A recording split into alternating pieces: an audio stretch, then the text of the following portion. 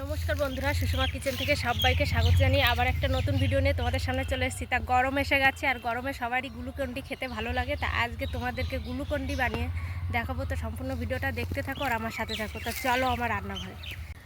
তো গ্লুকন্ডি বানানোর জন্য আমি এখানে বড় বড় মিশ্রির দানা নিয়ে নিয়েছি আর এখানে নিয়েছি দুটো পাতিলেবু।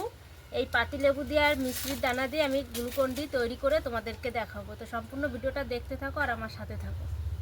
তো মিশ্রির দানাগুলো আমি মিক্সারে গুঁড়ো করে নেব এখন।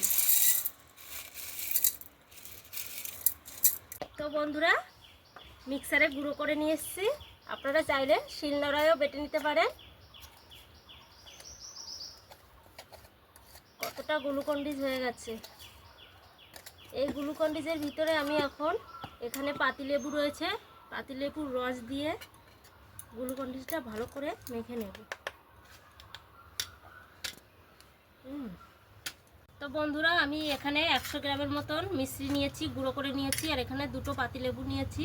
এবার গ্লুকন্ডিটা ভিতরে দিয়ে দেবো, মিশ্রির ভিতরে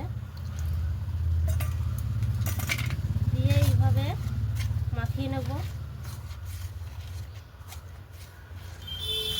তো মিশ্রি আর লেবু দিয়ে ভালো করে মেখে নিয়েছি। এখন আমি ফ্যানের তলায় রেখে দেবো 1 ঘন্টা। শুকিয়ে গেলে আবার তোমাদের সাথে দেখা হবে। তো চলো আমি ফ্যানের তলায় নিয়ে যাই। তো বন্ধুরা দেখুন, মিশ্রি আর লেবুর রস দিয়ে আমি গ্লুকন্ডিটা ফ্যানে 2 ঘন্টা রেখে দিয়েছিলাম। কি সুন্দর ঝুরো ঝুরো হয়ে গেছে শুকিয়ে।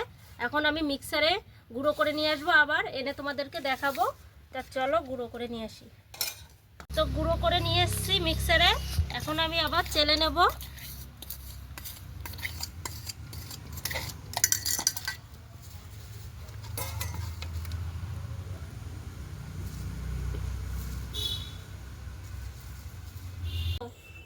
কেমন হয়েছে? ভালো হয়েছে। তা বন্ধুরা, আবার দেখা হবে পরের ভিডিও। টাটা।